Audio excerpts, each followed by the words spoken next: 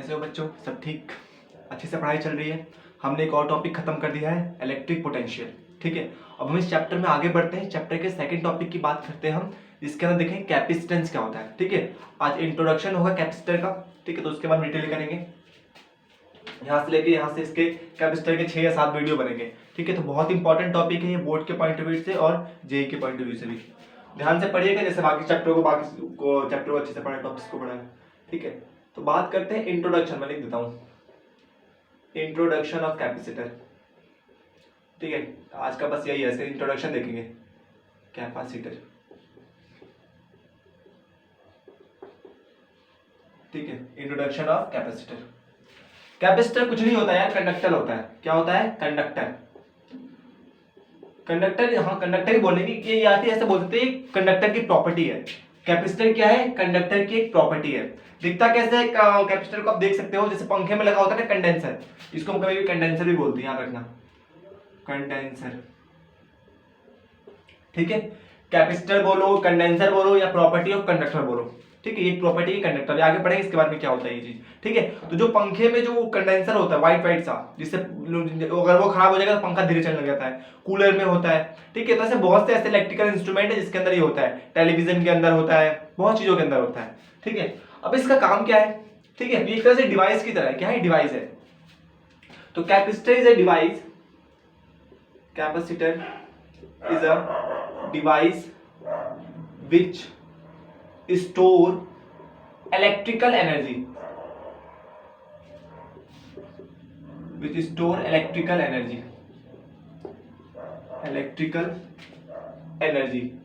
क्या करता है? इलेक्ट्रिकल एनर्जी को स्टोर करता है in form of electrical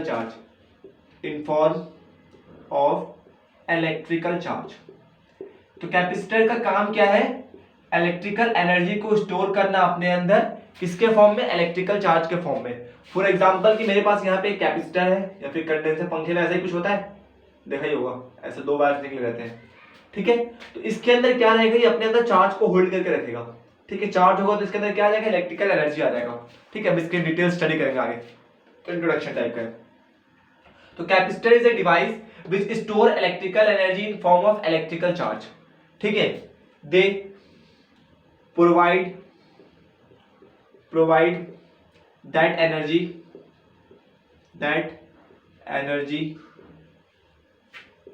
at once when we need it, जब किसी चीज को नीड होती है ना, बहुत ज्यादा एनर्जी की, तो ये क्या करता है? एनर्जी अपने अंदर स्टोर करके रखता है। ठीक है, जैसे मुझे पंखा चलाना है, तो पंखा चालू करने के लिए मुझे को बहुत ज्यादा एनर्जी चाहिए होता है। पंखा चलता है मेरा 1 से 2 एम्पीयर करंट के बीच में चलता है। अगर 1 या 2 एम्पीयर करंट देंगे, 2 से 3 के बीच में एक पंखा चल जाता है, नॉर्मल पंखा। ठीक है, लेकिन मुझे स्टार्ट करने के लिए उसको कितना करंट चाहिए? 5 एम्पीयर का करंट चाहिए। ठीक है, तो उसको स्टार्ट करने के लिए मुझे ज्यादा एनर्जी की नीड होगी एज कंपेयर टू उसको चालू होने। पता है ना, स्टैटिक फ्रिक्शन ज्यादा होता है एज कंपेयर टू जो और फ्रिक्शन होते हैं। बहुत पढ़ा इसको 11th हम दोबारा नहीं पढ़ाने वाला फ्रिक्शन। ठीक है ना, तो यहाँ पर 1 एम्पीयर है, यहाँ पे 2 एम्पीयर है। ठीक है, और चालू करने के लिए कितना चाहिए? 5 एम्पीयर करंट चाहिए। कितना चाहिए? 5 एम्पीयर करंट चाहिए। अच्छा जी, हम क्या करेंगे? उसके अंदर कैपेसिटर लगा देंगे। अब कैपेसिटर क्या करेगा भाई? जैसे मैं पंखा चालू करूंगा, ये क्या करेगा? सारी की सारी एनर्जी जितना अपने अंदर स्टोर करके रखा है, सब क्या दे देगा? उस पंखे को दे देगा, जितना अपनी एनर्जी अपने अंदर स्टोर करके रखा है। पंखा चालू हो गया, उसके बाद इसका काम खत्म। उसके बाद कैपेसिटर का कोई काम नहीं होता पंखे के अंदर, बस यही काम है कि इसका बस सारे अपने एक बार जो एनर्जी इकट्ठा करके रखा था, सारा पंखे को प्रोवाइड कर देगा। ठीक है, तो ये काम है। तो ये सारी एनर्जी क्या करता है? एट वंस दे देता है। ठीक है, इसका यूज कहां किया जाता है कैपेसिटर के अंदर? दे सकते हैं mainly use in television, TV लिख देता हूं सीधे। ठीक है, टीवी, रेडियो। ठीक है, टीवी, रेडियो, फैन, कूलर, इन सब चीजों में इसका यूज किया जाता है। हाँ, कैमरा, फ्लैश लाइट, जो कैमरे का फ्लैश लाइट होता है ना, उसके अंदर इसका यूज किया जाता है। कैमरा फ्लैश लाइट कैसे भाई? कैमरे के फ्लैश लाइट को 25 एम्पीयर करंट चाहिए होता है।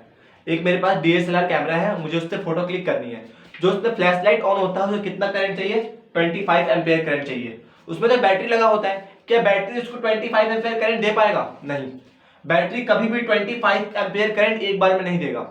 ठीक है, कभी नहीं देगा। उसके लिए हम क्या करते हैं, बैटरी और कैमरे के फ्लैश लाइट के बीच में कैपेसिटर लगा देते हैं। क्या लगाते हैं, बैटरी और कैमरे के फ्लैश लाइट के बीच में कैपेसिटर लगाते हैं। कैपेसिटर क्या करता है, अच्छा बैटरी नहीं देगा ना, तो कैपेसिटर क्या करेगा, बैटरी से सारी एनर्जी स्टोर करेगा अपने अंदर, और जब हम फोटो क्लिक करेंगे तो इसको सारी एनर्जी एक बार में दे देगा 25 एम्पीयर करंट। ठीक है, कभी ट्राई करना, अगर डीएसएलआर कैमरा होगा या कोई सा भी कैमरा होगा, ठीक है, तो फ्लैश लाइट ऑन करके 1 सेकंड के अंदर 2 फोटो खींच के दिखाना। लगातार 2 फोटो क्लिक होती नहीं होती है। ठीक है, अगर तुम सोचोगे फ्लैश लाइट ऑन करके अपने मोबाइल से मैं 2-3 सेकंड के अंदर 2-3 फोटो क्लिक कर लूं, नहीं हो पाएगी कभी फ्लैश लाइट ऑन करके। ठीक है, क्यों, क्योंकि क्या हो गया, कैपेसिटर मेरा डिस्चार्ज हो गया। कैपेसिटर क्या हो गया, डिस्चार्ज हो गया। हमने फोटो खींचा एक बार, सारा का सारा लाइट जला, सारा का सारा उसने एनर्जी इसको दे दिया, लाइट जला। ठीक है, अब इसको दोबारा से चार्ज होने में कुछ सेकंड लगते हैं, 5 से 6 सेकंड लगता है। क्यों, इसका चार्ज तो खत्म हो गया। अब क्या करेगा, बैटरी से वापस चार्ज लेगा ये, ठीक है, फिर से अपने आप को चार्ज करेगा और फिर एनर्जी इसको देगा। तो इसलिए जब भी हम फ्लैश लाइट ऑन करके फोटो क्लिक करते हैं तो एक फोटो के बाद दूसरे फोटो में 5 या 4 सेकंड का टाइम लगता है। यही रीजन है।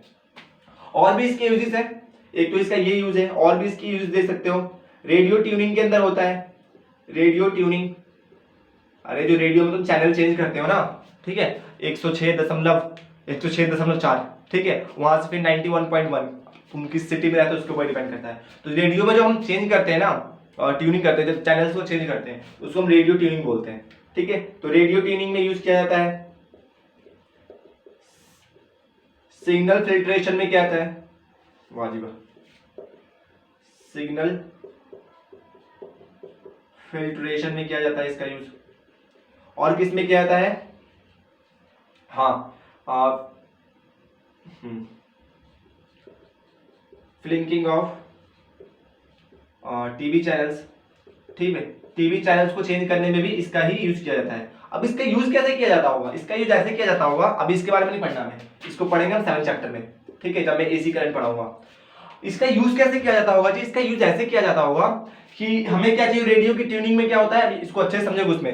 उसमें कैपेसिटर लगा होता है और एक वो होता है इंडक्टर होता है। ठीक है, जो भी 7 चैप्टर में पढ़ेंगे उसी को। ठीक है, तो जब हम उसको घुमाते हैं, हम क्या करते हैं, कैपेसिटर की वैल्यू चेंज करते हैं। कैपेसिटर की वैल्यू चेंज करते हैं, जिससे क्या होता है, हम उस फ्रीक्वेंसी को मैच करते हैं जो बाहर से सैटेलाइट से फ्रीक्वेंसी जो आ रही होती है, उस फ्रीक्वेंसी से अपने रेडियो की फ्रीक्वेंसी को मैच करते हैं। किससे, बाय द उसको घुमाते हैं जो गोल सा लगा होता है रेडियो के बाहर। ठीक है, तो ये कहानी होती है। इसको बाद में डिटेल पढ़ेंगे, पढ़ना हम इसके बारे में। ठीक है, पॉज करके नोट करो, कर लिया। ये था कैपेसिटर। कैपेसिटर कुछ नहीं, एक डिवाइस है जो चार्ज को इलेक्ट्रिक एनर्जी को स्टोर करता है अपने अंदर in the form of electrical charge. ठीक है, इसका यूज कहां किया जाता है, टीवी के अंदर किया जाता है, रेडियो के अंदर किया जाता है, फैन के अंदर किया जाता है। क्यों किया जाता है, क्योंकि किसी भी चीज को ऑन करने के लिए बहुत ज्यादा करंट की नीड होती है, या बहुत ज्यादा एनर्जी, इलेक्ट्रिकल एनर्जी की नीड होती है उसको चालू रखने के लिए। जैसे कि कैमरा है, कैमरे को क्या हर टाइम 25 एम्पीयर करनी चाहिए, क्या नहीं चाहिए ना। ठीक है, तो ये तो जब एकदम से एनर्जी चाहिए होता है तो वो प्रोवाइड करता है। ठीक है, और इन सब चीजों के अंदर भी यूज होता है। पॉज करके नोट करो इसको, क्योंकि आज इंट्रोडक्शन है, 4-5 क्वेश्चन करेंगे। देखो कैपेसिटर बहुत लंबा चलने वाला है, इसके यहाँ से 7 या 8 या 9 जो भी वीडियो बनेंगे, 7-8 वीडियो बनेंगे यहाँ से। ठीक है, तो इसमें थोड़ा लंबा टॉपिक चलेगा, आराम से पढ़ेंगे, लेकिन हाँ इसके बाद डाउट एक भी नहीं छोड़ूंगा। ठीक है, एडवांस तक पढ़ेंगे इस चीज को। और पता है सबसे ज्यादा टफ लगता है बच्चों को, पता नहीं जितना ही मैंने ऑफलाइन पढ़ाया है, मैंने देखा कैपेसिटर वाले बच्चे परेशान रहते हैं। तो प्लीज ध्यान से पढ़ना है, इसको कंसेप्चुअल होता है, मजा बहुत आता है। मतलब इजी टाइप का टॉपिक नहीं है जो नहीं हो सकता इंसान से, आसान है, कोई टफ नहीं है। पता नहीं क्यों लगता है, देखते हैं आप लोगों के रिस्पॉन्स आता है। चलिए आगे बढ़ते हैं। अब देखते हैं बैटरी। बैटरी क्या होता है, बैटरी का भी तो यही काम है। बैटरी का क्या काम है,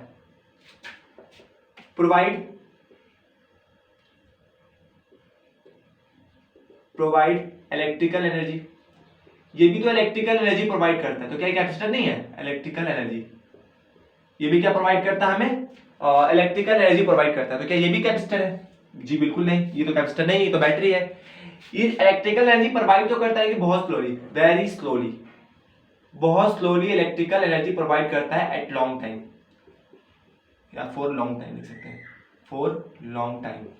ठीक है, अपने घड़ी में तुम लाके एक बैटरी लगाते हो, कितने महीने चलता है, अच्छी बैटरी लगाओगे 6 या 7 महीने चल जाता है। ठीक है, ये भी क्या प्रोवाइड कर रहा है, इलेक्ट्रिकल एनर्जी प्रोवाइड कर रहा है, लेकिन बहुत स्लोली प्रोवाइड कर रहा है और लंबे समय के लिए प्रोवाइड कर रहा है। लेकिन कैपेसिटर क्या था, वो भी एक इलेक्ट्रिकल एनर्जी प्रोवाइड करता है, लेकिन एकदम से प्रोवाइड करता है शॉर्ट टाइम के लिए। ठीक है, 1-2 सेकंड के लिए प्रोवाइड कर पाएगा वो। तुम बोलोगे कि हाँ जी कैमरे को 25 एम्पीयर करंट 1 घंटे तक दो, नहीं दे पाएगा वो, उसकी औकात नहीं है वो।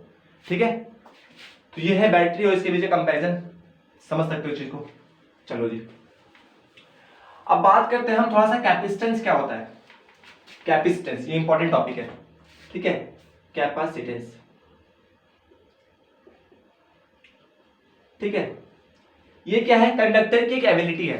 कंडक्टर की बोलो या फिर कंडक्टर बोलो, कुछ भी बोलो, तो यहाँ पे मैं कंडक्टर वर्ड यूज करूंगा, ठीक है। ये मैंने शुरू में बोला था, जो मेरा कैपेसिटर है कंडक्टर की प्रॉपर्टी होती है। जो कंडेंसर है मेरा प्रॉपर्टी, कंडक्टर की प्रॉपर्टी होती है। क्या कौन सी प्रॉपर्टी होती है? जो चार्ज को अपने अंदर होल्ड करके रख सके, ठीक है, वो प्रॉपर्टी होती है और उसको प्रोवाइड भी कर सके एक टाइम पे, ठीक है। तो कैपेसिटेंस क्या होता है? It is the ability, it is ability of conductor,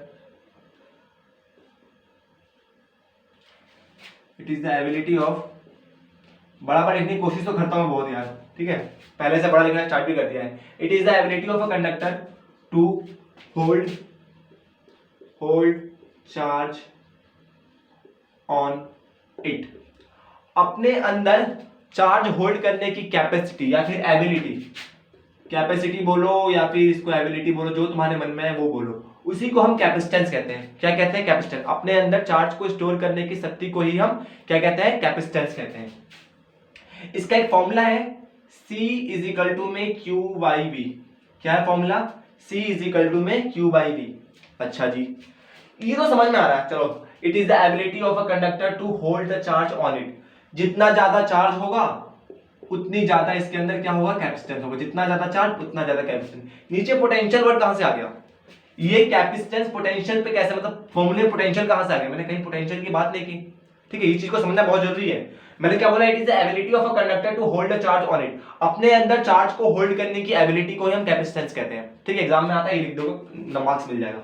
लेकिन जो यहाँ पर समझ में तो आ रहा है, C इज इक्वल टू में Q, जितना ज्यादा चार्ज उतना ज्यादा कैपेसिटेंस। बट नीचे V कैसे आ रहा है कि नहीं? नीचे V कैसे आ रहा है? V तो आना नहीं चाहिए, मैंने कहीं पोटेंशियल की बात नहीं की है डेफिनेशन में। तो देखो यहाँ पे V क्यों आ रहा है, इस चीज को मैं समझा सकता हूँ थोड़ा सा। फॉर एग्जाम्पल दो तरीके समझ सकते हैं कि मेरे पास यहाँ पे एक चार्ज है या स्फेरिकल कंडक्टर है। क्या है? स्फेरिकल कंडक्टर, इसका रेडियस r मान लेता हूं मैं। तो इसके सरफेस पे क्या रहेगा? चार्ज रहेगा। बिल्कुल सही बात है भाई, इसके सरफेस पे चार्ज रहेगा। तो इस चार्ज की वजह से क्या बनेगा? यहाँ पे इलेक्ट्रिक फील्ड बनेगा।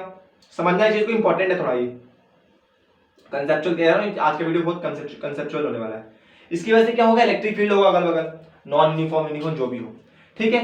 इलेक्ट्रिक फील्ड की वैल्यू क्या होगी? मान लो इस पॉइंट पे मुझे इलेक्ट्रिक फील्ड निकालना है, तो कितना हो जाएगा? मैंने इसका सरफेस पे देख लेते, कितना होगा? K Q square by R। यही तो होगा इसके सरफेस पे इलेक्ट्रिक फील्ड, होगा नहीं होगा? K Q by R square. Potential कितना होगा इसके सरफेस पे? K Q बाय R, होगा नहीं होगा? K Q by R। इस बात को मानते हो? बिल्कुल। अच्छा, ये चार्ज है, इसके अगल बगल इलेक्ट्रिक फील्ड है, ये बात समझते हो? जहाँ चार्ज है इसके अगल बगल इलेक्ट्रिक फील्ड है, तो यहाँ पे क्या होंगे? एयर के मॉलिक्यूल्स होंगे। एयर के क्या होंगे? आसपास सारे एयर के मॉलिक्यूल्स होंगे। अब एयर के मॉलिक्यूल के बाद से नेगेटिव चार्ज भी होगा, पॉजिटिव चार्ज भी होगा। तो ये जब इलेक्ट्रिक फील्ड होगा इसके आसपास, तो यहाँ पे क्या लगेगा? पॉजिटिव चार्ज पे फोर्स लगेगा in the opposite, in the direction of electric field. तो जो एयर के मॉलिक्यूल्स में पॉजिटिव चार्ज होंगे सब इस साइड आ जाएंगे। अभी देखो, पॉजिटिव नेगेटिव आपस में इंटरमिक्स है, ठीक है। लेकिन जैसे यहाँ पे इलेक्ट्रिक फील्ड आया तो सारे पॉजिटिव चार्ज कहाँ हो गए? इधर भाग गए। क्यों? क्योंकि पॉजिटिव चार्ज का फोर्स लगता है in the direction of charge, नहीं आयन।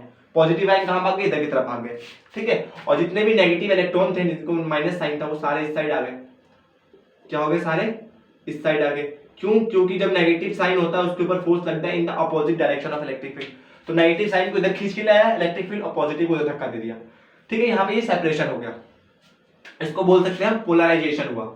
क्या हुआ? पोलराइजेशन, ठीक है।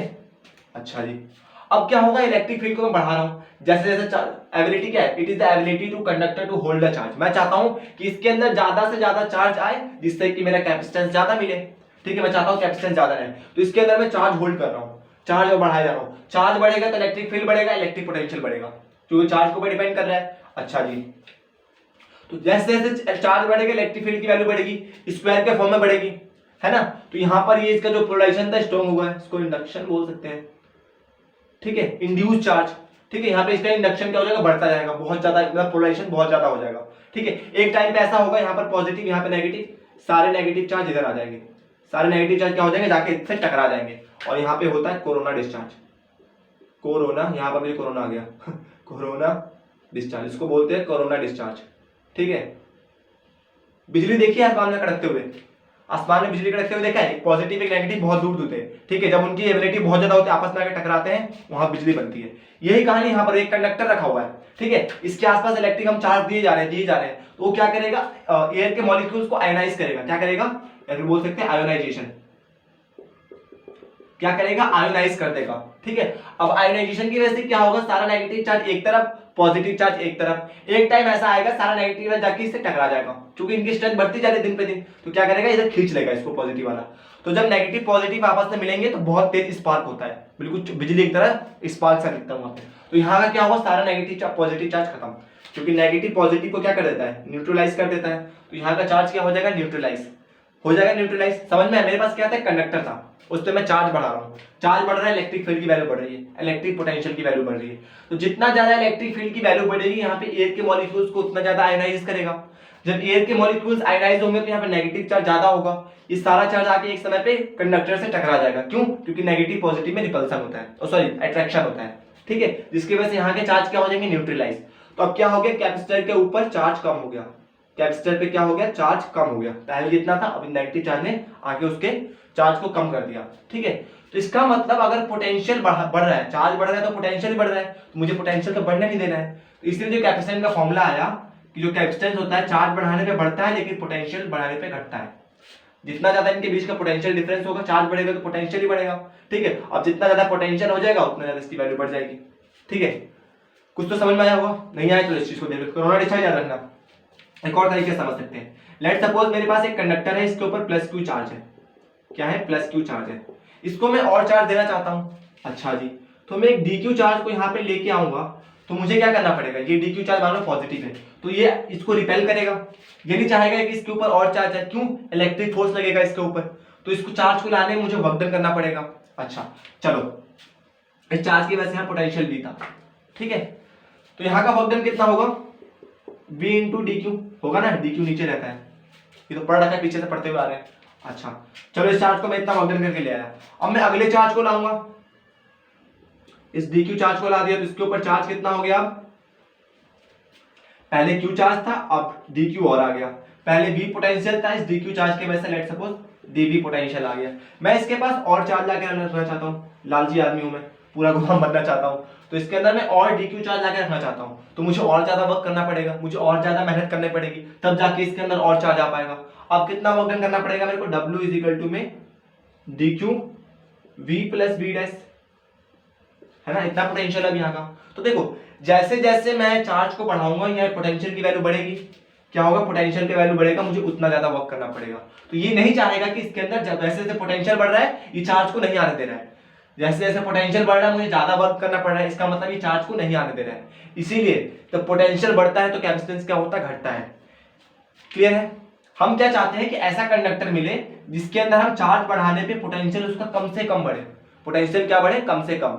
अगर मैं उसको 1 कूलम चार्ज दे रहा हूं तो उसका पोटेंशियल 0.001 बढ़े। ठीक है, तब मेरे लिए फायदेमंद होगा, अदरवाइज फायदेमंद नहीं होगा। मैं 1 कूलम चार्ज दे रहा हूँ, 1 कूलम पोटेंशियल बढ़ रहा है, कोई फायदा ही नहीं होगा। ठीक है, मतलब यूज फायदा तो होगा, यूजफुल खास यूज नहीं हो पाएगा। तो ये होता है मेरा कैपेसिटेंस। अच्छा, ये कहानी समझ में आई, क्यों क्यों होता है। इस कहानी को थोड़ा आगे बढ़ाते हैं, नोट कर लेना, पॉज करके नोट करो। इस कहानी को हम थोड़ा आगे बढ़ाते हैं, चलते हैं एक कदम और आगे। थोड़ी यूनिट की बात कर लेंगे इसकी, हाँ देख लेते हैं यूनिट मेरा क्या होता है। C क्या है मेरा, C इज इक्वल टू में Q by B, Q by B. तो Q क्या होता है मेरा, कूलम, V क्या होता है, वोल्ट। ठीक है, तो C क्या हो जाएगा मेरा, कूलम्स पर वोल्ट। ये होगा ये होगा, सोच के देखो। चलो एक समय के लिए मान लेते, कूलम्स पर वोल्ट, कैपेसिटेंस क्या है, कूलम्स पर वोल्ट, एक समय का मान लेते। चलो इसका वोल्ट निकाल के देखते हैं, क्या निकालते हैं हम, हाँ डायमेंशन, इसका डायमेंशन क्या होगा, बताऊंगा अब इसकी कहानी क्या है। इसका डायमेंशन देखते हैं, ठीक है। तो डायमेंशन क्या होता है भैया, सी वाई बी है, क्या है, सी वाई बी। अच्छा यहाँ पर एम्पेयर होगा, एम्पेयर पर वोल्ट, पता नहीं तुमने कितना, चलो छूटो आगे देखते हैं। सी वाई बी, ठीक है। सी मतलब क्या होता है, कुल चार्ज, इसको मैं क्यू, कुछ गलती लिख रहा हूँ, सी कहाँ से लिख दिया है मैंने, ये क्या होगा Q बाई V। Q का होता C का होता है कूलम्स और इसका वोल्ट, सीधे मैंने यूनिट लिख दिया था ना कूलम पर वोल्ट, ठीक है। इसका यूनिट क्या होता है कूलम्स पर वोल्ट, ठीक है, Q बाई V होता, माफ करिएगा, ठीक है। अब क्या है मेरा Q बाई V कितना है Q बाई V। Q का क्या होता है मेरा याद है, Q क्या होता है I into T is equal to में Q, याद होगा बहुत आगे से पढ़ते आ रहे हैं। तो I इंटू में टी, ठीक है, I इंटू में टी, इसको अभी चार्ज ही रहने देते हैं, ठीक है, Q रहने दो। इसका क्या होता है मेरा वर्क डन, वर्क अपॉन में चार्ज, चार्ज कितना है Q मान लेते हैं, ये Q ऊपर जाएगा यार, इसकी डेफिनेशन है तो तब समझ में आएगा, फील आएगा। चार्ज अपॉन में वोल्टेज या पोटेंशियल, यही है इसका यूनिट। कैपेसिटेंस का यूनिट क्या है, चार्ज अपॉन में पोटेंशियल, Q अपॉन में V, चार्ज अपॉन में पोटेंशियल। अच्छा जी, पोटेंशियल क्या होता है मेरा, कुछ याद है, पोटेंशियल क्या होता है, वर्क डन अपॉन में चार्ज, वर्क डन अपॉन में चार्ज, यही तो होता है पोटेंशियल। ये चार्ज ऊपर जाएगा, चार्ज क्या जाएगा ऊपर जाएगा यहाँ से, तो चार्ज का square divided by potential, charge का square divided by potential, potential sorry माफ करना वर्क, चार्ज का square divided by work. Work क्या होता है याद है, चार्ज का स्क्वायर, चार्ज होता है आई इंटू टी। वर्क क्या होता है मेरा, फोर्स इंटू डिस्प्लेसमेंट, तो फोर्स इंटू डिस्प्लेसमेंट। अच्छा जी, फोर्स का डायमेंशन क्या होता है किसको पता है, आई का डायमेंशन होता है मेरा एम्पियर, अच्छा टी का डायमेंशन टी, ठीक। फोर्स का डायमेंशन होता है मेरा M L T minus two, M L T minus two, ठीक है जी। और डिस्प्लेसमेंट का डायरेक्शन होता है, डिस्प्लेसमेंट का वो जो मेरा डायमेंशन होता है एल होता है, तो यहाँ से सब ऊपर जाएगा, तो ए का स्क्वायर टी का स्क्वायर एम एल टी, अरे ये तो नीचे है ना, M L T minus two, M L two हो जाएगा नहीं, एम एल टू ऊपर जाएगा, ये क्या हो जाएगा A square T square minus M L minus two T का प्लस का टू, तो 4 हो जाएगा, तो M minus one L minus two T four A two, तो ये डायमेंशन होता है मेरा कैपेसिटेंस का। तो लिख सकते हो, इसको बहुत इंपॉर्टेंट एग्जाम में आ सकता है कि कौन इसमें कैपेसिटेंस का डायमेंशन बताओ, तो ट्राई ऐसे कर, अगर याद है तो अच्छी बात है, नहीं तो एग्जाम में निकाल के दे देना, इस तरीके से निकलता है, ठीक है। कम से कम आपको फोर्स का डायमेंशन पता होना चाहिए और करंट का डायमेंशन पता होना चाहिए, तब आप आराम से ड्राइव कर सकते हो इसको। क्लियर है, चलो जी। अब देखो मजे की बात, देखो कुछ नोट्स देख लो, देखो मजे की बात क्या है, मजे की बात ये है हमारे कैपेसिटेंस का फॉर्मूला क्या है, Q अपॉन में V, बट जो कैपेसिटेंस होता है ना चार्ज पे डिपेंड करता है ना वोल्टेज पे डिपेंड करता है। कैपेसिटेंस का एक प्रॉपर्टी देखो, अभी तो बताऊं कैसे। Capacitance not depend upon charge and potential. देख के तो लग रहा है कि चार्ज और पोटेंशियल पे डिपेंड करेगा, क्यों, Q बाई V है, फॉर्मूला देख के लग रहा है कैपेसिटेंस चार्ज बाई V पे पोटेंशियल पे डिपेंड करेगा, बट असल में नहीं होता ऐसा। और कहां देखते हैं हम, रेजिस्टेंस याद है, V इज इक्वल टू में आई आर, तो यहाँ पर कितना था रेजिस्टेंस आई अपॉन में V, ये इतना आई अपॉन में V, हाँ ये नहीं V अपॉन में आई, माफ करना, कितना था V अपॉन में आई, ध्यान से जाता है यार कैमरे के सामने खास करके, V अपॉन में आई होता है, क्या होता है रेजिस्टेंस होता है। तो क्या रेजिस्टेंस इसके ऊपर वोल्टेज के ऊपर डिपेंड करता था, करंट के ऊपर डिपेंड करता था, नहीं, रेजिस्टेंस किसके ऊपर डिपेंड करता था, मटेरियल के ऊपर, कि मटेरियल कैसा है, ठीक है, याद है किसके ऊपर डिपेंड करता था, रेजिस्टिविटी, कुछ तो याद होगा, चलो 10th क्लास में पढ़ा होगा, अरे ये छोड़ो ना। डेंसिटी देखो, डेंसिटी किसके ऊपर होता है, मास अपॉन में वॉल्यूम, मास अपॉन में वॉल्यूम, डेंसिटी यही होता है मास अपॉन में वॉल्यूम। अच्छा जी, क्या डेंसिटी मास और वॉल्यूम पे डिपेंड करता है, नहीं करता, क्यों, क्योंकि अगर मैं वाटर लूं, अगर मैं एक गिलास में पानी लूं, तो उस गिलास की डेंसिटी कितनी रहेगी पानी की, एक गिलास पानी ले रहा हूं मैं, तो पानी की डेंसिटी कितनी है 1 ग्राम, ठीक है 1 ग्राम पर लीटर, ये पानी की डेंसिटी है। अच्छा जी, उसी पानी को मैं टंकी के अंदर रखूं तो क्या उसकी डेंसिटी बढ़ जाएगी, या एक टंकी पानी, एक तालाब का पानी लो, ठीक है, एक ग्लास का पानी लो, एक पानी लो, एक टंकी में पानी लो, क्या उसकी डेंसिटी चेंज होगी, बिल्कुल नहीं। डेंसिटी मास और वॉल्यूम पे डिपेंड नहीं करता है, ठीक है, फॉर्मूला देख के लग रहा है कि मास और वॉल्यूम पे डिपेंड कर रहा है, बट नहीं, ठीक है। अच्छा जी, तो कैपेसिटेंस डिपेंड किसके ऊपर करता है, कहानी आता है डिपेंड किसके ऊपर करता है, तो ये डिपेंड करता है shape and size of capacitor, shape size of capacitor के शेप और साइज के ऊपर क्या करेगा, डिपेंड करेगा, और किसके ऊपर डिपेंड करेगा, medium of surrounding, medium of surrounding, कि सराउंडिंग का मीडियम कैसा है उसके ऊपर भी डिपेंड करेगा। और किसके ऊपर डिपेंड करेगा? इंसुलेटर, इंसुलेटर बिटवीन, अभी देखो पढ़ाने लिखाना इससे तो दिक्कत होगा इसमें, ठीक है। हम कैपेसिटर के बीच में क्या करते हैं? इंसुलेटर डालते हैं, जिससे कि उसकी कैपेसिटेंस बढ़ जाती है, ठीक है। तो इंसुलेटर के ऊपर, या इसको डाइइलेक्ट्रिक बोलते हैं, डाइइलेक्ट्रिक, ठीक है। आगे लिख लेना वो। तो इन चीजों के ऊपर डिपेंड करते हैं। तो पॉज करके नोट करो इसको, फिर देखते हैं कैपेसिटेंस ऑफ अ कैपेसिटर। कर लिया? चलो, ये तो बस इंट्रोडक्शन था, बस मैं कुछ नहीं बताया मैंने। इसमें से यूनिट याद रखना है इसका, कूलम्स पर वोल्ट, ठीक है। डायमेंशन याद रखना, A2 T4 M-1 L-2। Clear है? चलो जी, अब बात करते हैं capacitance of a spherical conductor. एक स्फेरिकल कंडक्टर का कितना कैपेसिटर होता है? Capacitance of spherical conductor, spherical conductor, एक स्फेरिकल कंडक्टर का कितना कैपेसिटेंस होता है, अब इसकी बात करते हैं। अच्छा, मेरे पास क्या है? एक स्फेरिकल कैपेसिटर है जिसका रेडियस मैं मान लेता हूं R है। कितना है? R है। मुझे इसका कैपेसिटेंस निकालना है, इसकी औकात कितनी है कि अपने अंदर चार्ज को होल्ड करने की, ठीक है। इसकी कितनी स्ट्रेंथ है, कितनी एबिलिटी है कि अपने अंदर कितना चार्ज स्टोर कर सकता है, हमें ये निकालना है। चलो जी, अभी मैंने कैपेसिटेंस का एक फॉर्मूला पढ़ाया था, क्या था? Q/V पढ़ाया था। कैपेसिटेंस का फॉर्मूला था Q/V। कोई दिक्कत? एक मिनट यार, कैमरा क्या हो गया, बंद हो गया क्या? अरे रे रे रे, अब ठीक है? हाँ, मच बेटर, ठीक है यार। चलो, यहाँ था ना, कुछ इशू आ रहा था पीछे, देखा था। हाँ, capacitance of a spherical conductor, ये होता है capacitance of a spherical conductor. तो क्या था? C = में Q/V। अच्छा जी, तो इसका पोटेंशियल कितना होगा इसके सरफेस पे? इस कैपेसिटर के सरफेस पे कितना पोटेंशियल होगा बताओ? इस Q चार्ज की वजह से इसके सरफेस पे कितना पोटेंशियल होगा, निकाल सकते हो? इस Q चार्ज है इसके अंदर, लेट्स सपोज Q चार्ज है, तो इस Q चार्ज की वजह से सरफेस पे कितना पोटेंशियल होगा? KQ/R, यही तो होता है, KQ/R। पोटेंशियल कितना होता है मेरा इसके सरफेस पे? KQ/R, यही होगा इसके सरफेस पे चार्ज की वजह से। अच्छा, Q से Q चल बसा, R ऊपर जाएगा, तो C = में R/K, कितना होगा? R/K। अच्छा, K की वैल्यू क्या होती है? 1/4 पाई एप्सिलॉन नॉट, यही होता है। ये 1/4 पाई एप्सिलॉन नॉट ऊपर जाएगा, तो C = में 4 pi epsilon naught R। Now that is the capacitance of a spherical conductor, या स्फेरिकल कैपेसिटर। कंडक्टर बोलो, कंडक्टर मत बोलना, कैपेसिटर बोलना, ठीक है। एक स्फेरिकल कैपेसिटर के अंदर इतना कैपेसिटेंस होगा। देखो, किसके ऊपर डिपेंड कर रहा है? इसके साइज के ऊपर डिपेंड कर रहा है। Q के ऊपर डिपेंड कर रहा है नहीं, R के ऊपर डिपेंड कर रहा है नहीं, किसके ऊपर डिपेंड कर रहा है? साइज, शेप और साइज के ऊपर।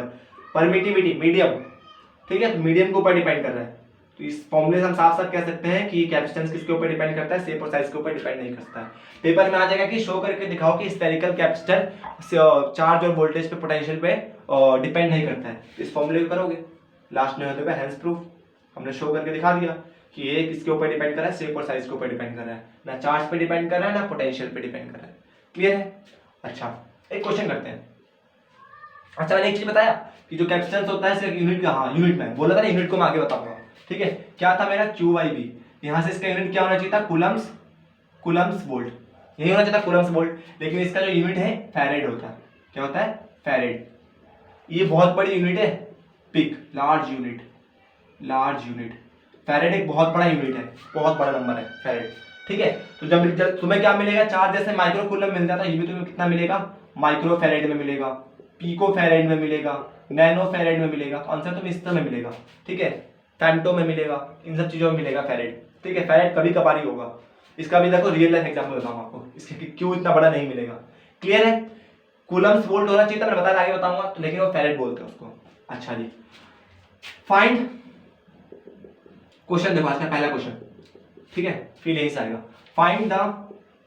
Find the radius of spherical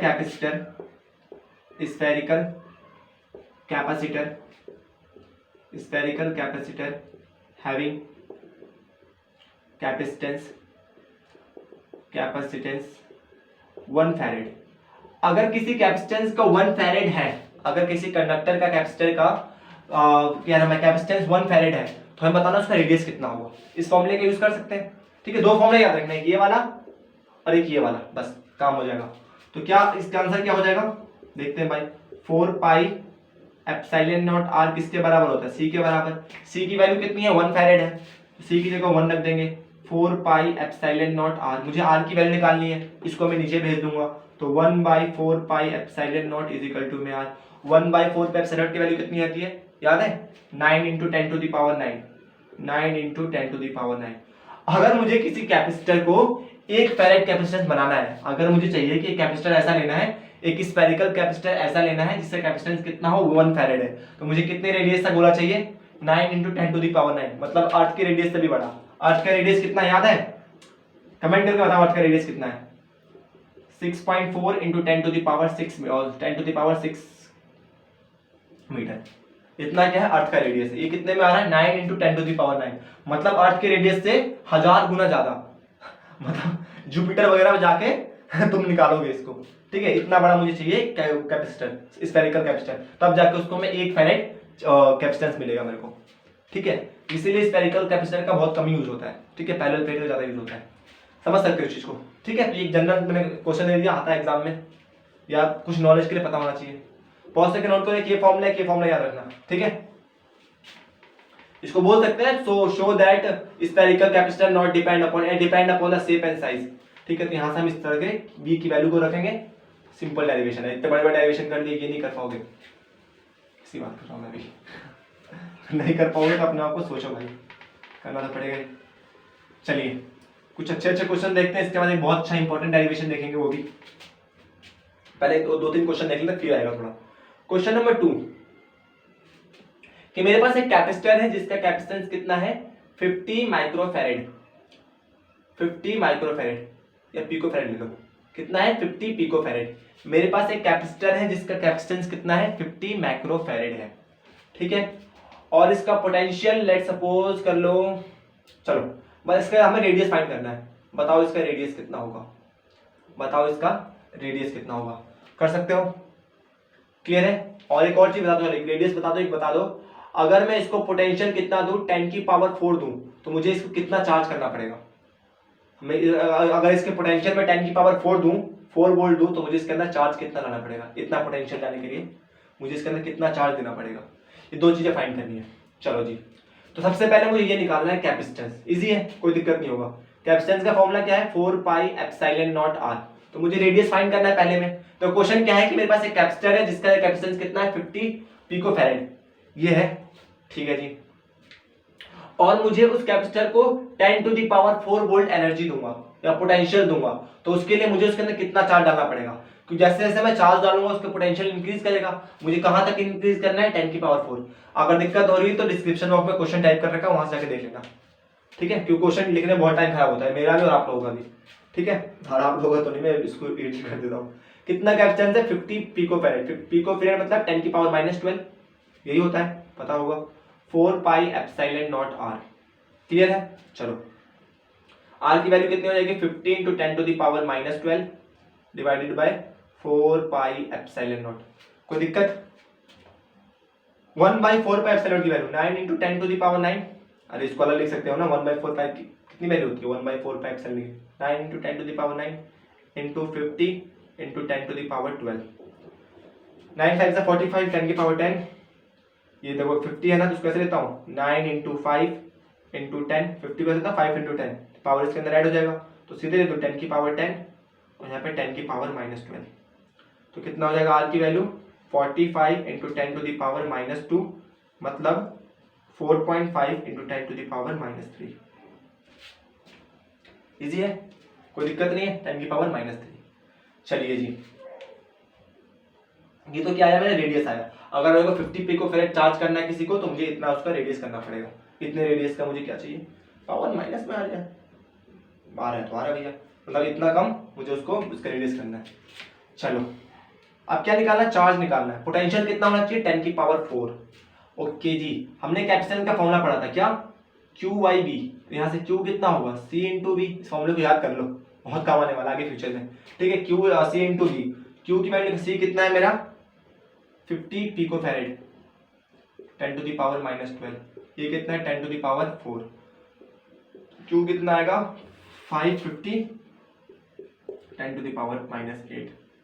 यहाँ से इसको मैं लिख सकता हूँ कितना, Q इज इक्वल टू में 5 इंटू में 10 टू द पावर -7, तो Q इज इक्वल टू में 0.5 माइक्रोकूलम। 0.5 से -6 कर सकता हूँ ना पावर को, माइक्रोकूलम पावर कम होता है, ठीक है।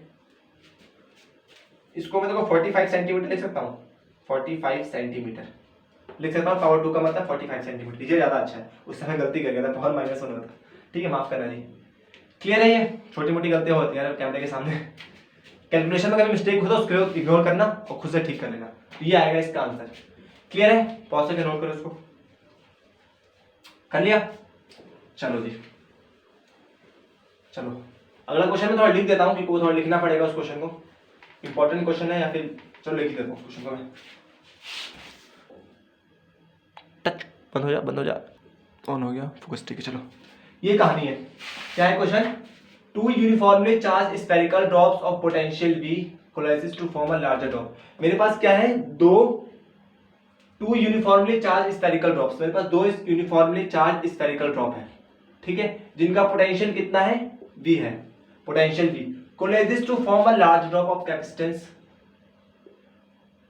इन दोनों को मिला के, कोलाइसिस मतलब इन दोनों को मिला के एक बड़ा ड्रॉप, देखने में लगना चाहिए बड़ा है, दोनों को मिला के एक बड़ा ड्रॉप बनाया गया, ठीक है। To each smaller drop is capacitance C, if each smaller drop of capacitance, इनका कैपेसिटेंस कितना है C है, then find the potential and capacitance of a larger drop। हमें इसका क्या फाइंड करना है, कैपेसिटेंस फाइंड करना है और पोटेंशियल फाइंड करना है, ठीक है। इसका पोटेंशियल कितना होगा और पोटेंशियल एंड कैपेसिटेंस कितना होगा, दो चीजें फाइंड करनी है। अच्छा जी, कैसे होगा, देखो इस कहानी में दो चीज तो कॉमन रहेगी, जब इन दोनों ड्रॉप को मिलाऊंगा तो जो इन दोनों ड्रॉप का वॉल्यूम होगा, क्या क्या, volume and charge, volume and charge are constant या सेम, वॉल्यूम और चार्ज क्या रहेगा, सेम रहेगा। इन दोनों ड्रॉप का जितना वॉल्यूम होगा उस बड़े वाले स्फीयर का उतना वॉल्यूम होगा, ठीक है, एक चीज तो मिलेगा, और चार्ज जितना इन दोनों के ऊपर होगा उतना ही चार्ज इसका भी होगा। इनके रेडियस को मैं स्मॉल आर मान सकता हूँ थोड़ी देर के लिए, लेट्स सपोज इनका रेडियस कितना है, स्मॉल आर है, इसका रेडियस कितना है, कैपिटल आर है, कितना है, कैपिटल आर है, तो इनका वॉल्यूम सेम रहेगा, इन दोनों का जो वॉल्यूम होगा, तो मतलब 2 इंटू में 4/3, दोनों स्फेरिकल है ना, आइडेंटिकल मान लो इनको, ठीक है, दोनों सेम है, तो कैपेसिटेंस भी सेम है, चार्ज भी यूनिफॉर्मली है, ठीक है, 4/3 पाई आर क्यूब। अब बोल रखा है, मैंने मिस्टेक कर, देखने में गलती कर दी, इसने आइडेंटिकल बोल रखा है, 2 identical uniformly charge, identical word का यूज किया है इसने, जहां तक मुझे ये क्वेश्चन याद है, ठीक है। 2 इंटू 4/3 पाई आर क्यूब, इसका रेडियस, इसका वॉल्यूम कितना होगा, 4/3 pi R cube, capital R cube, यही होगा, 4/3 से 4/3 कट जाएगा, ठीक है, तो आर क्यूब कितना होगा, 2 स्मॉल आर क्यूब, यही होगा। यहाँ से आर की वैल्यू कितनी हो जाएगी, 2 की पावर 1/3, इधर से इधर जाएगा तो रूट में आता है ना, और यहाँ से रूट बाहर आ जाएगा, 2 की पावर 2 की क्यूब पावर 1/3, तो कट जाएगा, पावर 1 बचेगा, ये तो आता होगा यार 12th क्लास में होगा, ठीक है। तो आर की वैल्यू मिल गई, आर की वैल्यू मिल गई तो मैं इसका कैपेसिटेंस निकाल सकता हूँ, बिल्कुल निकाल सकता हूँ। कैपेसिटेंस निकालने का क्या फॉर्मूला है, C इज इक्वल टू में 4 पाई एप्सिलॉन नॉट R, यही तो फॉर्मूला है कैपेसिटेंस निकालने का। निकालो जी कैपेसिटेंस, कितना निकलेगा, 4 पाई एप्सिलॉन नॉट R की वैल्यू 2 1/3 R, यही है, 2 1/3 R। अच्छा 1/4 पाई एप्सिलॉन नॉट, ये तो इसकी कैपेसिटेंस आ गई। इसके कंपैरिजन में कितना है देख सकते हैं, अगर C डैश को मैं C से डिवाइड कर दूं तो कितना आएगा, 4 पाई, देखो ये इसका आंसर है, इसे C डैश निकालने के लिए तो मैंने निकाल दिया, चाहो तो तुम इसकी वैल्यू पुट कर सकते हो, ठीक है। 1/4 पाई एप्सिलॉन नॉट की वैल्यू, इसकी वैल्यू क्या होगी, 1/4 पाई एप्सिलॉन नॉट की वैल्यू होती है 1/9 into 10 to the power 9, basic सी बात है, इसका उल्टा, ठीक है। चलो मैं और आगे समझाऊंगा इस चीज को, ठीक है, कंफ्यूजन होता है इसमें। और एप्सिलॉन नॉट 2 की पावर 1/3 R, और C की वैल्यू कितनी होगी, 4 पाई एप्सिलॉन नॉट R, यही तो होगा, C की वैल्यू तो यही होगी। और किसी एक C की बात, सिंगल C की बात करूं, 4 पाई से 4 पाई कट जाएगा, R से R कट जाएगा, C डैश किसके बराबर आएगा, 2 की पावर 1/3 C, मतलब जो एक सिंगल ड्रॉप का कैपेसिटेंस है उसका 2 की पावर 1/3 इंटू उस सिंगल ड्रॉप का कैपेसिटेंस, उसके बराबर होगा, इसके मल्टीपल का 2/3, 2 की पावर 1/3 का मल्टीपल होगा, ठीक है। क्लियर है, ऐसे निकाल सकते हैं कैपेसिटेंस, हमारा आंसर तो यही था। अच्छा, फिर क्या बोला है कि पोटेंशियल निकालो, क्या निकालो, पोटेंशियल निकालो। पोटेंशियल निकालना कौन सा मुश्किल खेल है यार, बच्चों को खेल रहा है आप तो। कैसे, C इज इक्वल टू में क्या होता है, C इज इक्वल टू में क्यू बाई वी होता है, होता है नहीं होता, C इज इक्वल टू में क्यू बाई वी होता है, इस बात को मानते हो। अच्छा, तो यहां से V कितना हो जाएगा, V निकालना है, V इज इक्वल टू में क्यू बाई सी, नीचे आ जाएगा, ये होगा। चार्ज क्या रहेगा, कंजर्व रहेगा इस केस में। चार्ज क्या रहेगा दोनों में, जितना चार्ज इसके ऊपर इतना चार्ज इसके ऊपर, चार्ज तो सेम रहेगा। पोटेंशियल क्या हो जाएगा इस केस में, इसके पोटेंशियल को लेट सपोज V बोल रखा है, क्या बोल रखा है, V बोल रखा है। अच्छा, तो इसका पोटेंशियल कितना होगा, C डैश, अगर V डैश निकालूंगा, ये तो मैं किसका पोटेंशियल आ गया, इसका आ गया, इन दोनों का पोटेंशियल आ गया, इन दोनों की वजह से चार्ज, ये इनका कैपेसिटेंस, ठीक है। और मुझे क्या निकालना है, V डैश निकालना है। V डैश क्या होगा मेरा, Q, चार्ज तो सेम रहेगा, यहाँ से Q निकाल लो यार पहले वाले केस के लिए, इनिशियली, ठीक है, जहां दिमाग में था वो इनिशियली क्या निकालो, C इज इक्वल टू में भाग लगाओ मत खामा का, बस छोड़ दो सी बी, ये होगा। इस केस में क्या होगा, C डैश होगा, यहाँ से Q की वैल्यू कितनी आएगी, C डैश V डैश, आएगा नहीं आएगा, दोनों Q बराबर, दोनों को इक्वेट कर दो, ठीक है। तो इस चीज को मैं यहाँ कर दूं, दोनों को इक्वेट कर दूंगा, CV इज इक्वल टू में C डैश V डैश, ठीक है। अब C डैश की जगह मैं ये लिख सकता हूँ, अच्छा जी, CV इज इक्वल टू में C डैश की तरह 2 की power 1/3 C into V dash, C से C चल बसा, V डैश की वैल्यू कितनी आ गई, 2 की पावर V अपॉन में 2 की पावर 1/3, 2 की पावर 1/3, इतना पोटेंशियल होगा पहले के कंपैरिजन में दूसरे में। क्लियर है, बस इतना ही था। अच्छा क्वेश्चन था, ठीक है, पॉज करके नोट करो एक बार इसको, डस्टर कर लिया। चलो एक और देखते हैं ऐसा ही क्वेश्चन, ठीक है, उसमें थोड़ी वैल्यूज वगैरह रखते हैं, इससे भी अच्छा क्वेश्चन है वो। देखते हैं, मेरे पास कहते हो बचपन में बहुत खेला है, 10वीं क्लास में ऐसे बहुत क्वेश्चन किए। Question number 3, question number 4 mark करना। क्वेश्चन नंबर 4 मेरे पास क्या है, छोटे छोटे 27 स्फेरिकल्स बॉल है, छोटे छोटे क्या है, छोटे छोटे 27, कितने ड्रॉप्स हैं, 27 ड्रॉप्स हैं। इनका रेडियस कितना है, 3 मिलीमीटर, कितना है, 3 मिलीमीटर। और एक ड्रॉप के ऊपर चार्ज कितना है, एक ड्रॉप के ऊपर जो चार्ज है मेरा 10 टू दी पावर -12 कूलम, इतना चार्ज है एक ड्रॉप के ऊपर। क्लियर है, इसको क्या गया, सारे ड्रॉप्स को मिला के एक बहुत बड़ा ड्रॉप बनाया गया। इसका रेडियस है कैपिटल आर, इनका रेडियस स्मॉल आर, इसका रेडियस कितना देखा, 3 मिलीमीटर। ये कहानी है। तो इस केस में क्या होगा, इस केस में वॉल्यूम कंजर्व रहेगा, वॉल्यूम और चार्ज क्या रहेगा, कंजर्व रहेगा, ठीक है, वॉल्यूम और चार्ज कंजर्व रहेगा। तो मुझे क्या बताना है, इसका कैपेसिटेंस कितना होगा, इसका कैपेसिटेंस, ये जो मेरा बॉल बनाया है इसका कैपेसिटेंस कितना होगा ये निकालना, और पोटेंशियल कितना होगा ये निकालना है। क्या निकालना है, कैपेसिटेंस, कैपेसिटेंस निकालना है C, और पोटेंशियल निकालना है। क्लियर है, बहुत इजी है, कोई ऐसा टफ काम नहीं है। कैसे करेंगे सवाल को देखो, ये कहानी है। तो मुझे क्या निकालना है, इस वॉल्यूम क्या रहेगा सेम, तो वॉल्यूम वही 27 इंटू में 4/3 पाई आर क्यूब, इसको थोड़ी देर के लिए मैं स्मॉल क्यूब मान लेता हूँ, आर की वैल्यू बाद में रख देंगे, इज इक्वल टू में 4/3 पाई आर क्यूब। आया समझ में, 4/3 27 क्योंकि यहाँ पे 27 बॉल है, इन 27 बॉल्स का वॉल्यूम और इसका वॉल्यूम सेम होगा, तो 4/3 से 4/3 चल बसा, R cube 27 is equal to में कैपिटल आर क्यूब, यहाँ से आर की वैल्यू आ जाएगी 3R, है ना, 3R आ जाएगा। आर की वैल्यू कितने देखिए, देखा, चलो जी हमें क्या निकालना है, कैपेसिटेंस। कितना दिक्कत है यार, 4 पाई एप्सिलॉन नॉट, कितना होगा, 4 pi epsilon naught R, 4 pi epsilon naught R, C is equal to में 4 पाई एप्सिलॉन नॉट। अच्छा एक बात, थोड़ी देर के लिए मैं इसको इधर भेज देता हूँ, ठीक है, अभी देखना कैसे होगा ये, थोड़ी देर के लिए मैं 4 पाई एप्सिलॉन नॉट को यहाँ पर लिख सकता हूँ, ठीक है। आर की वैल्यू कितनी है, 3R है, ये देखो 1/4 पाई एप्सिलॉन नॉट हो गया, इसकी जगह मैं 9 इंटू 10 टू दी पावर 9 लिख सकता हूँ। चाहता तो इसको मैं वहां पर लिख सकता था, लेकिन फील नहीं आता ना तुम लोगों को कैसे यहाँ पे इसकी वैल्यू लिख रहे हैं, अभी नीचे आ जाएगा इसके, ठीक है। यहाँ पे तो लिख सकता है इसको 9 10 1/4 पाई एप्सिलॉन नॉट है ना यहाँ पे, यहाँ पे इसको कैसे लिख सकता हूँ मैं, यहाँ C की वैल्यू क्या हो जाएगी 3, R की वैल्यू है 3 मिलीमीटर है 10 की पावर -3, और ये 9 into 10 to the power 9। Clear है, ये कट जाएगा पूरा, 3 3 9, नीचे आके कट जाएगा पूरा 9।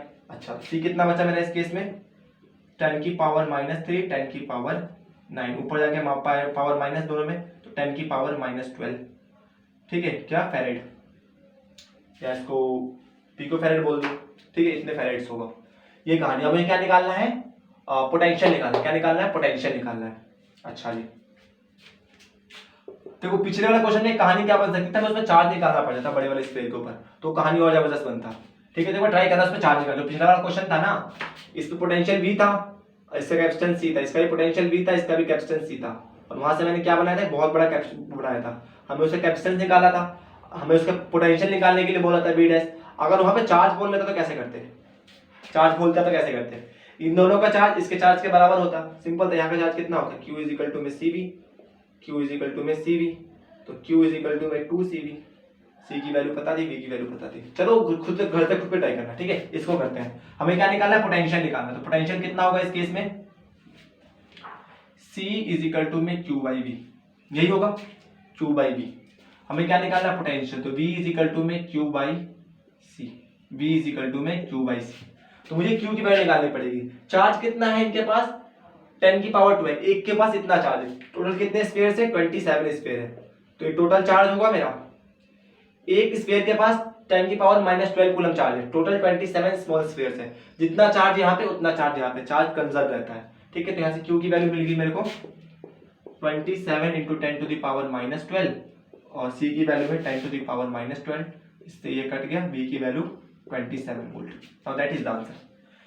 तो ऐसे ही क्वेश्चन आते हैं, इससे ज्यादा टफ क्वेश्चन नहीं आते इस टॉपिक से। ठीक है, अभी आगे देखना क्या क्या आएगा। ठीक है, इस टॉपिक से ज्यादा टफ नहीं आते। चलो जी, एक आखिरी आज का टॉपिक करते हैं, न्यूमेरिकल बेस है, और न्यूमेरिकल नहीं, डेरिवेशन है, बहुत इंपॉर्टेंट डेरिवेशन है। ठीक है, ऑल द एग्जाम में तो बहुत कम आता है, लेकिन हाँ इंपॉर्टेंट है वो भी।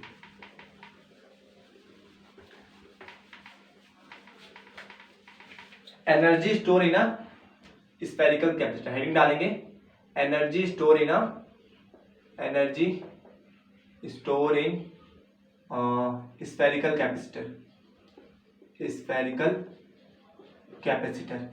स्फेरिकल कैपेसिटर के अंदर कितना एनर्जी स्टोर होता है, हमें वो कैलकुलेट करके दिखाना है। अच्छा जी, तो लेट्स सपोज मेरे पास क्या है, यहाँ पे एक स्फेरिकल कैपेसिटर है, यहाँ पे कितना एनर्जी स्टोर मैंने करा रखा है। ये क्वेश्चन याद है, मैंने इससे पहले एक पोटेंशियल वाले में क्वेश्चन कराया था कि उसके अंदर सेल्फ वर्क डन कितना होगा, पता नहीं याद होगा तुमने किया भी या नहीं किया। ठीक है, इसके अंदर कितना एनर्जी स्टोर हो सकता है, इसके कैपेसिटेंस के वजह से। इस कैपेसिटर का मुझे क्या निकालना है, spherical capacitor having a radius r, इसका रेडियस कितना है, r है, तो मुझे इसके अंदर पोटेंशियल एनर्जी निकालना है। लेट्स सपोज के अंदर इनिशियली कोई चार्ज नहीं होगा, धीरे धीरे मैं चार्ज को लेके आया हूँ। ठीक है, तो पहला चार्ज जब मैं लेके आया हूँ तो मुझे कोई वर्क डन नहीं करना होगा। जब मैं दूसरा चार्ज लेके आ रहा हूँ तो मुझे यहाँ पर एक पहले जो चार्ज प्रेजेंट था उसने क्या किया होगा, दूसरे चार्ज को रिपेल किया होगा। तो मुझे इस रिपल्सन के अगेंस्ट, इलेक्ट्रिक फोर्स के अगेंस्ट वर्क करके दूसरे चार्ज को यहाँ पे लाना होगा, और वही वर्क डन कैसे स्टोर होता है, एज अ पोटेंशियल एनर्जी इसके अंदर स्टोर होता है।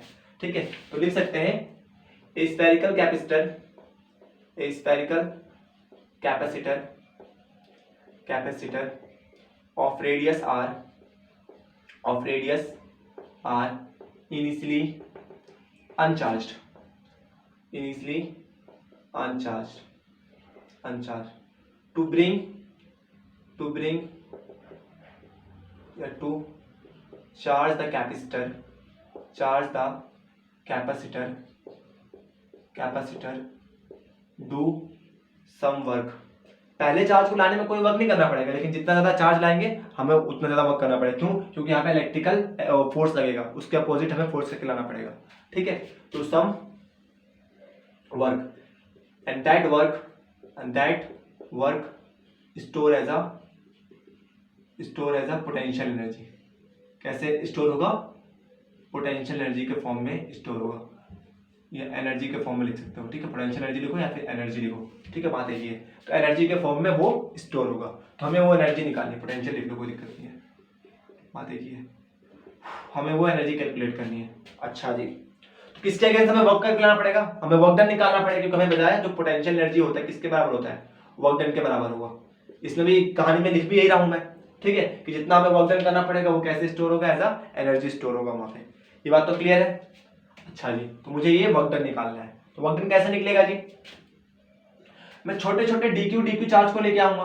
क्योंकि जैसे जैसे मैं चार्ज लाऊंगा यहाँ का पोटेंशियल बढ़ता रहेगा, तो हर बार मेरे को छोटे छोटे से वर्क निकालने पड़ेंगे। और यहाँ पे जीरो से लेके जितना वर्क डन करना पड़ेगा, पहले चार्ज से लेके जब कोई चार्ज नहीं था और आखिरी चार्ज तक रखने में मेरे को जितना वर्क डन करना पड़ेगा, उन सारे वर्क डन को मैं जोड़ दूंगा। क्योंकि हर बार मुझे ज्यादा वर्क डन करना, पहले चार्ज को लाया कोई वर्क डन नहीं, दूसरे को लाया DQ वर्क, तीसरे के लाया और DQ वर्क, और ज्यादा वर्क करना पड़ेगा। हर बार वर्क की वैल्यू बढ़ेगी, तो एक ही बार हम नहीं निकाल सकते, धीरे धीरे निकालेंगे।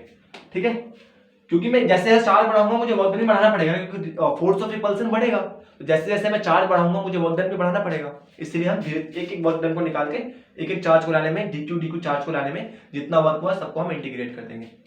चलो जी, तो हमें क्या निकालना है, DW। तो DW निकालना है हमें, क्या होगा,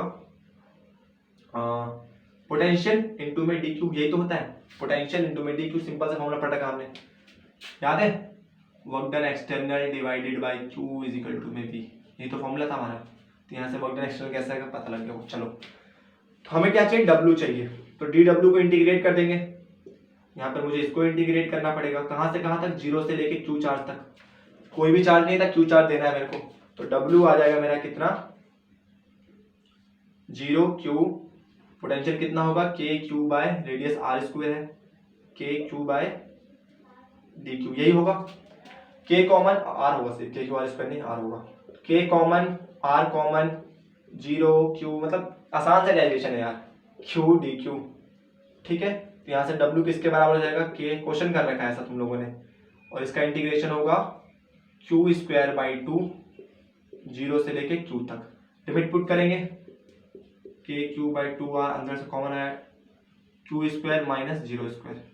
ठीक है, 2 तो कॉन्स्टेंट था, बाहर ले लिया मैंने, 0 0, तो वर्क डन कितना है मेरा, KQ by 2R, KQ square by 2R। मुझे इतना वर्क डन करना पड़ेगा, और यही वर्क डन कैसे स्टोर होगा, कैसे, पोटेंशियल एनर्जी।